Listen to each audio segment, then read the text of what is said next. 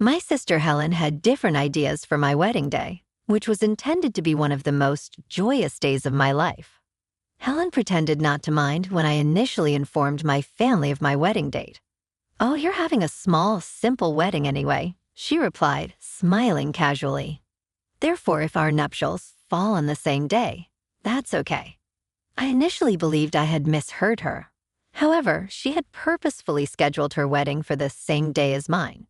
She was aware that all of our family members and friends would attend her ceremony rather than mine.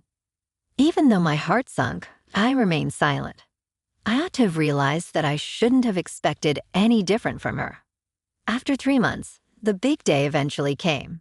Standing in my wedding gown with a few close friends, I felt both anxious and excited. Despite my best efforts to avoid thinking about Helen, I couldn't help but feel uneasy. Then as the reception was getting underway, I turned to see Helen in her wedding gown.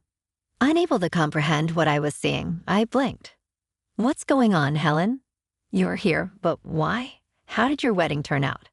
She tossed her immaculately combed hair over her shoulder with a sly smile. "Oh," I became interested.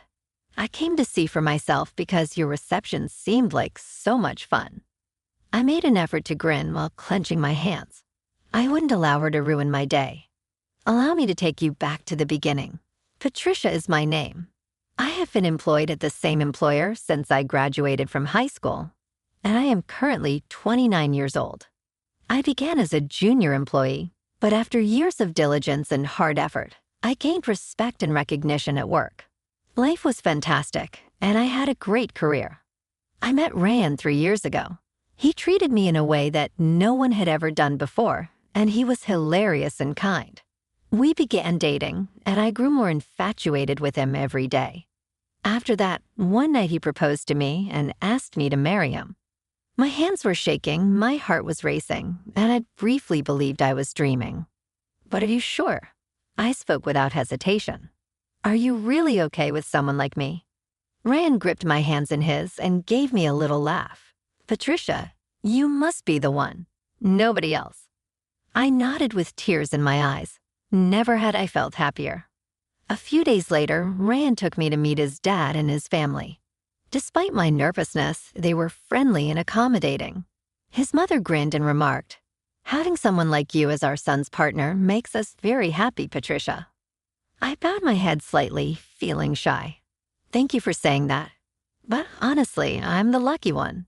"There's no need to be so modest," his father chuckled. Everything was going smoothly until he said something that made my breath hitch. "I would like to meet your family as well, Patricia. It's important that both families get to know each other." My stomach twisted. "Oh, yes, of course," I said quickly. Ryan squeezed my hand. "Patricia, if you're uncomfortable, we don't have to rush things." I forced a smile. "I'll be fine, Ryan." But the truth was, I wasn't fine. My family didn't love me. I had a reason for feeling uneasy about introducing Ryan to my family. Unlike Ryan's parents, who were kind and accepting, my own family had never treated me that way. My older sister Helen was breathtakingly beautiful. Even as a child, she had been admired by everyone. She worked as a child model, and in high school, she became a well-known reader model. My parents doted on her, praised her, and showered her with attention. And me? I was the quiet, ordinary daughter, the one no one paid attention to, the one who was always in Helen's shadow. No matter what I did, I could never be good enough in their eyes. That's why deep down, I knew my wedding wouldn't be a priority for them. And when Helen chose to get married on the same day, she proved it once again. But no matter what she did, I wasn't going to let her take this moment away from me. Growing up, I learned one painful truth. I would never be as important as my sister Helen. She was beautiful, charming, and adored by everyone, especially our parents. Meanwhile, I was the forgotten child, the one they barely paid attention to. Since I wasn't as cute as Helen, my parents didn't see the point in spending money on me. Love and affection were things I could only watch from a distance, but never experience for myself. Helen was showered with praise, forgiven for every mistake, and given anything she desired. But for me, there was nothing. If I dared to ask for something I wanted, I was scolded for being selfish. When I expressed interest in activities like music or art, I was told they were a waste of time and money. It wasn't long before I stopped asking for anything at all. While Helen had the best of everything, I had only hand-me-downs, her old clothes, her worn-out school supplies, even toys she no longer cared about. My mother cooked meals with love, but only Helen's favorite foods ever made it to the table. If I didn't like something, I had to eat it anyway. The worst part was my birthday. You would think that at least on that one day, I would be treated with a little bit of warmth, but no. Every year, my sister received a gift on my birthday, and it was always bigger, more expensive, and more thoughtful than whatever small present I was given. It felt like a cruel joke, like a reminder that even on my special day, Helen was more important. My parents often sighed and said, "Why can't you be cute like Helen?" Their words stung. No matter how much I wanted their love, I would never be enough. Helen wasn't just our parents' favorite, she knew it. And because of that, she treated me however she pleased. As a child, she would take things from me just because she could. If I protested, she'd smirk and remind me that Mom and Dad would always take her side. And she was right. If I ever argued with her, our parents would scold me, not her. By the time we reached middle school, her cruelty had escalated. There was a boy I secretly liked, someone I never even had the courage to talk to. But somehow Helen found out. Instead of teasing me like a normal sister might, she did something worse. She approached him herself, acted charming and sweet, and within days they were dating. She would hold his hand in front of me, giggle as she whispered things in his ear, all while glancing my way as if to say, "Look what I took from you." But that wasn't the worst part. Helen knew my secrets, things I had shared in confidence or things I had hidden deep inside, and she used them against me. Somehow, boys I had never even spoken to knew things about me, embarrassing things. At first, I couldn't figure out how, but then I saw Helen laughing with her friends as she told stories about me, throwing out my secrets like they were nothing. I wanted to fight back to defend myself, but I knew it would be useless. If I so much as raised my voice against Helen, our parents would come down on me like a storm.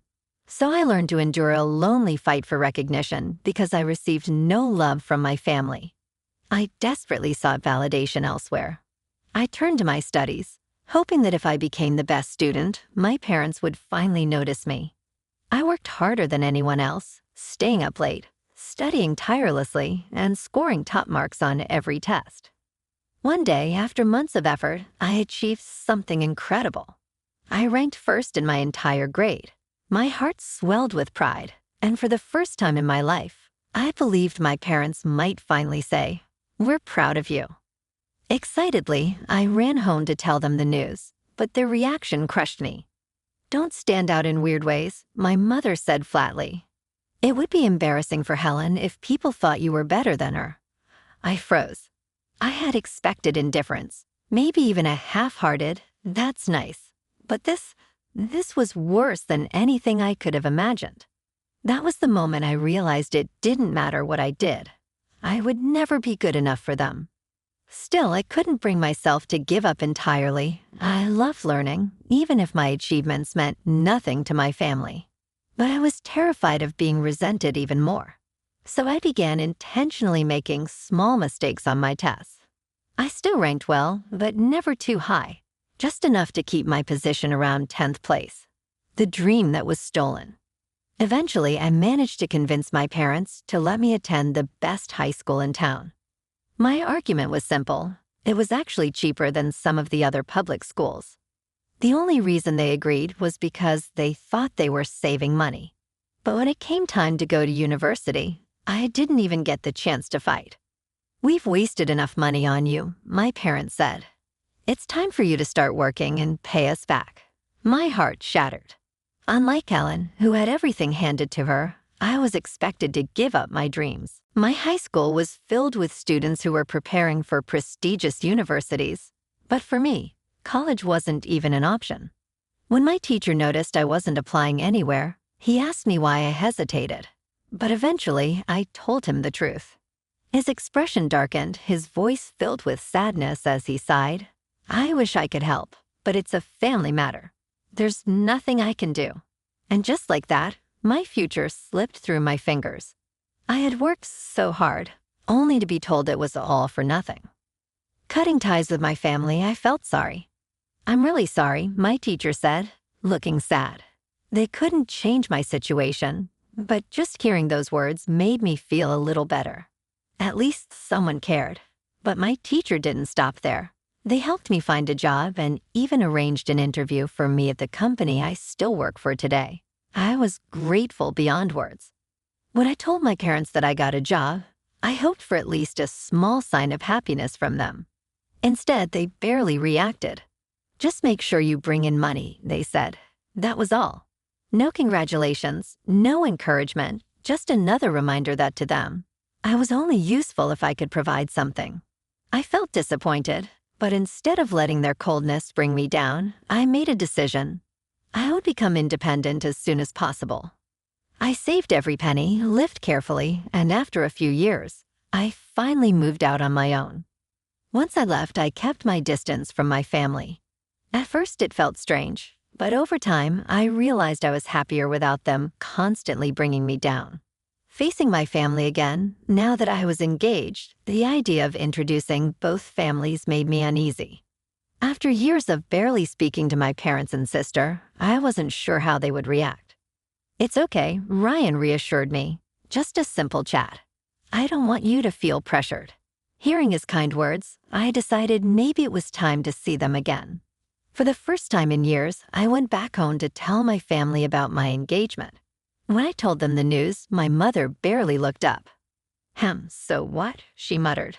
I took a deep breath and tried again. "Ryan's family would like to meet you all." Mom groaned. "That sounds like a hassle. We're not free. There's no need for a family meeting." I expected this reaction, but it still hurt. I sighed, knowing I had no choice but to use the only method that ever worked with them. "Well," I said casually, I was thinking of treating everyone to lunch at that fancy restaurant in town.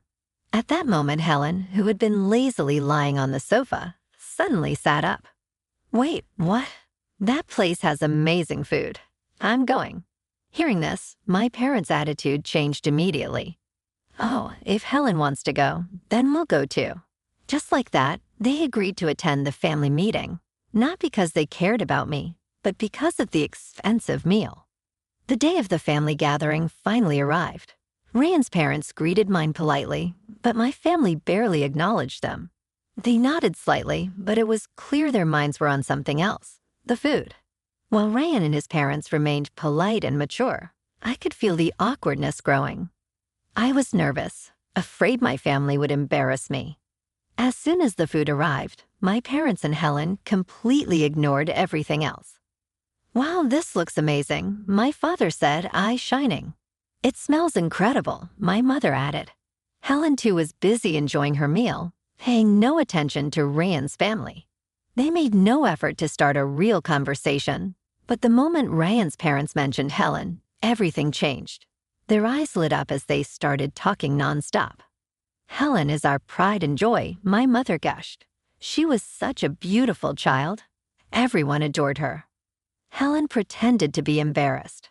"Oh, stop talking about the past," she said, laughing. But it was obvious she loved the attention. After the meal, my parents and Helen stood up quickly. "All right, we're leaving now," Mom said without a second thought. And just like that, they left in a hurry, as if they had only come for the free food. I sat there, ashamed and frustrated. Ryan and his parents were stunned. His mother was the first to speak. "It's even worse than I imagined," she said softly. I sighed. "I'm really sorry. I know they were terrible." Ryan reached for my hand. "Patricia, this isn't your fault. In fact, I admired you. You've grown into a wonderful person despite all of this." His mother smiled warmly. "From now on, Patricia, you can think of us as your real parents." Hearing those words, I felt a warmth in my heart that I had never felt before. For the first time in my life, I realized I finally had a real family. I almost cried. but we kept preparing for our wedding. However, I was worried that my family might cause problems if we had a big wedding. So I talked to my in-laws and suggested a small wedding with only close family. After meeting my family at the introduction event, my in-laws quickly agreed.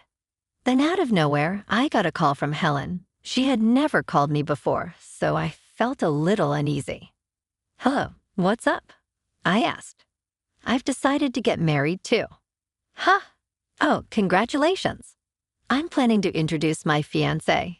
Come to our parents' house next Friday." Before I could say anything, Helen hung up. I had already planned a date with my fiancé that day. When I told him, he said, "It's okay, we can go after the meeting." So I decided to go, quickly meet them, and leave. When I saw Helen's fiancé at my parents' house, I disliked him immediately. "Wow, Helen was right. You really are plain and just a high school graduate, huh?" he said. I was shocked. This was the first time we met, yet he spoke to me like that. I had graduated from a well-known university and worked at a famous egg company, but he looked down on me just because I wasn't from an elite background like him. "He has no connection with an ordinary and useless person like you," he added. I couldn't stand being there anymore. I picked up my things and said, "I'm leaving now." Helen suddenly called out, "Wait, we're not done talking yet." "What else?" I asked. She smirked and said, "Our weddings ended up on the same day." "What?" I replied. "But since you're having a small wedding, it doesn't matter, right? You said it would only be for close family." "Wait a minute, that's true. But what about our parents and relatives?" "They will all be at my wedding," I said. She grinned. "You'll have a sad little wedding with none of your family there." Helen had planned her wedding on the same day as mine on purpose just to mock me. She was truly awful, and my parents had agreed with her. I had enough. That was the moment I decided to cut ties with my family completely. When I told Ryan about it, he was shocked. Then he had an idea. "If your family won't come, why not invite lots of other people instead? There are still 3 months before the wedding. Even if we change the date, your parents won't come, and Helen just wants to make you feel small. Don't let her win," he said. His words made sense, and I felt determined to move forward without my toxic family. I suddenly remembered something about Ryan's father. "By the way, wasn't your father?" 3 months passed, and finally our wedding day arrived. Many people attended, including our friends, co-workers, and Ryan's relatives. At the start of the ceremony, we let everyone know that my family wasn't there. Everyone supported us and told me not to let my sister or parents bring me down. Because of their kindness, the wedding had a warm and happy atmosphere. After the wedding, the reception began, and the host was full of energy. Since so many people had come, our friends performed, and thanks to some connections, a professional musician played, making it an amazing celebration. Then out of the corner of my eye, I saw my parents, Helen, and her husband walk in. I quickly went toward them. They looked shocked as they watched the lively reception. When they saw me coming, they also walked toward me. "What is this?" Helen asked, confused. "Ha! What happened to your wedding? Were you curious because our reception is so much fun?" I said with a little smirk. Helen's face turned red with anger. "What do you mean? Were you supposed to have a small ceremony with only family?" Actually, this wedding venue was a very popular and expensive place, which is why Helen had chosen the same venue as us, probably to mock me. "Why are there so many people at your reception?" she asked, looking around. "Well, our friends, co-workers, and my father-in-law's company employees are here," I explained. Helen's fiancé suddenly turned pale. "Wait, what? The groom's father's company employees?" Then he looked around in shock. "No way. Why are all the people I invited from the company here?" Helen and her husband stood there stunned. It turned out that the company employees who were originally supposed to attend Helen's wedding chose to come to ours, instead because they actually worked for my father-in-law's company. "You mean your father-in-law's employees?" Helen's fiancé asked in disbelief. "Yes," I replied. "He just arrived." At that moment, Helen's fiancé's face froze. "The president? Why is he here?" Well, my father-in-law said, stepping forward, it would be strange if a father didn't attend his son's wedding, though it seems like some parents here have a different way of thinking. He glanced at my parents, who looked embarrassed. Then he turned to Helen's fiancé and said, I heard you deliberately planned your wedding on the same day as my son's. What were your reasons? Helen's fiancé immediately tried to shift the blame. I had no idea it was your son's wedding. Besides, it wasn't my idea. It was my wife's. She said she wanted to humiliate her own sister. Helen's eyes widened in shock. What? Why are you blaming everything on me? You also said it was fun to put down someone from a lowly high school background. You idiot! Her husband snapped. It's your fault for blaming me first. Helen shouted back. Right in front of us, Helen and her fiancé started arguing like children. My father-in-law finally lost his patience. Enough already. This is Patricia and my son's important reception. Helen's fiancé panicked and ran out, as if escaping. Helen, still in her wedding dress, hurried after him. And just like that, they disappeared from our wedding. We have always thought highly of you. Since we're already here, maybe we'll stay for the reception. Helen's wedding reception had many empty seats because all of the groom's work colleagues had canceled to attend ours. Naturally, Helen was upset. Even her friends and the groom's friends laughed at her, making her the center of the jokes. My parents, who were always so proud, looked embarrassed and angry. It seemed like their frustration made them want to mock our wedding instead. We always knew Patricia was more reliable, they suddenly said. Hearing my parents praise me out of nowhere gave me chills. It's useless to say anything now, I replied. I've already decided to cut ties with you.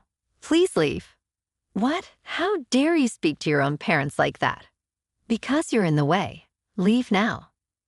At my request, the venue staff escorted my parents out. With the troublemakers gone, we continued enjoying our reception.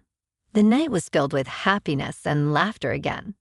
Afterward, Helen and her fiancé broke off their engagement. After being humiliated at their wedding, their relationship fell apart. On top of that, since the groom had angered my father-in-law, who was also his boss, his chances of getting a promotion were completely ruined. Now they're caught up in a messy argument over who should pay the engagement cancellation fees. As for my parents, after being humiliated themselves, they turned their anger toward Helen. They had always spoiled her, but now they disowned her. I heard they were furious because they had spent around $80,000 on Helen's wedding, only for it to be canceled. Honestly, my parents and Helen are both hopeless. But since I've cut ties with them, their problems are no longer my concern. Right now, I'm enjoying a happy life as a newlywed. After returning from a wonderful honeymoon with my husband, he switched jobs to work at my father-in-law's company. He's working hard to take over the business, and I've become a housewife to support him, managing our home every day. We plan to continue supporting each other and living a happy life together.